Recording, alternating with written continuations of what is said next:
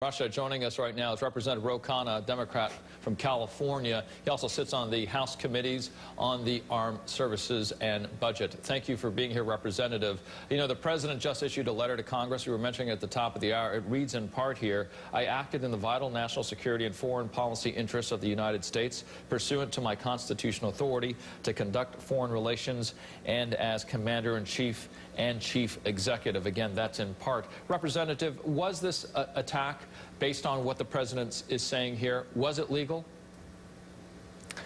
It was not, and it's not just a process issue that he didn't come to Congress. It's also a substantive issue. We should have learned from our attack in Iraq, which caused a lot of the problem in Syria, our attack in Libya, that these types of missile strikes are not effective.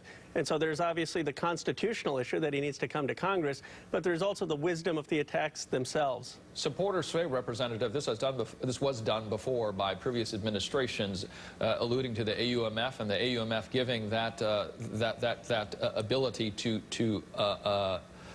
employ such attacks. Do you accept that the AUMF does give him that authority? And if not, would you make some adjustments to it? Well, I think the AUMF in 2001 was overbroad. It had no time restriction. It had no geographic restriction. And President Obama recognized that he had to come to the Congress in 2013 when this situation happened.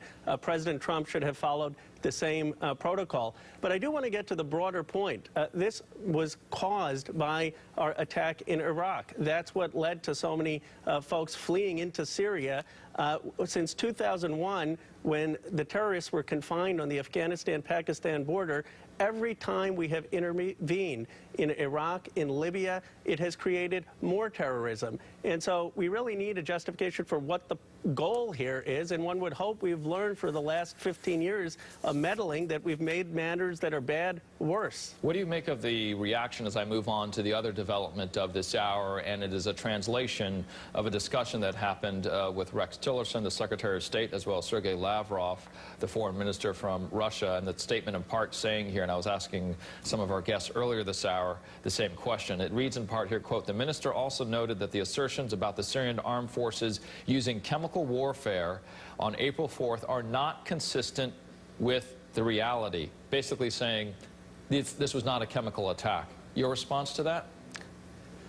Well, I don't think the Russians are innocent here. I do think the evidence points to that this was a brutal chemical attack, and we need to work with the Russians and put pressure on the Russians to have an international tribunal for war crimes, to take this to the International Court of Justice, and to investigate the war crimes and prosecute the war crimes. We ought to have the moral high ground here, and this is what the missile strikes undermine. We ought to be saying to the Russians they have concerns with the Sunni Muslim population in their own country, right. And if they are so tied to Assad with these type of chemical attacks, they're going to have a domestic problem. So I think what this provides us an opportunity to work with the Russians to create an international tribunal for war crimes, and we ought to keep that drumbeat and put pressure on them to do that.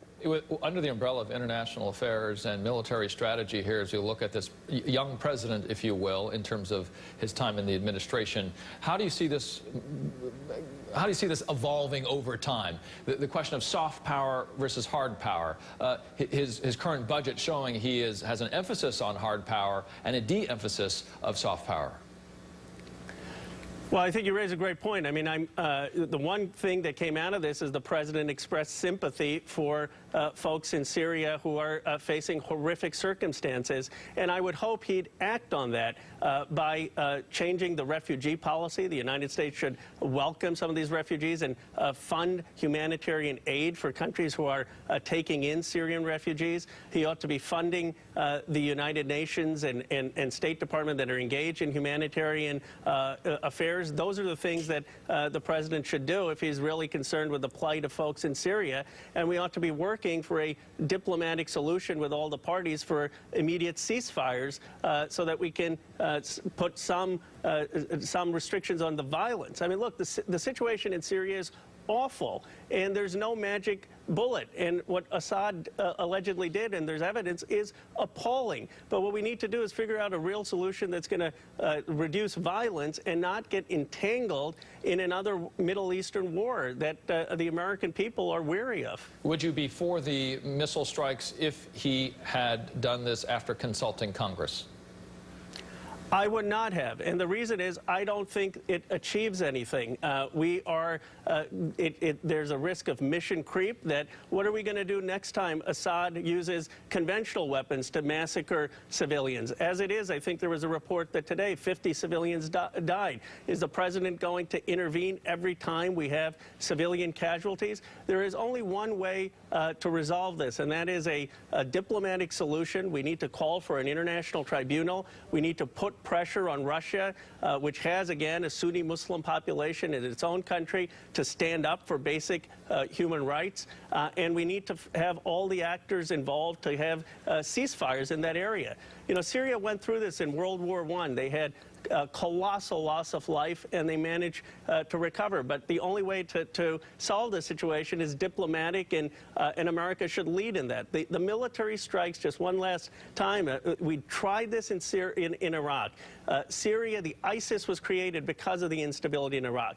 Then we went and bombed Libya, and terrorism spread. And my case is just look at where the terrorism was in 2001. It was at the Afghan-Pakistan border. Look at where terrorism is now. What have we gotten from intervention across the world? It has not been successful. Democratic Congressman Khanna from California, thank you. Thank you. A suspect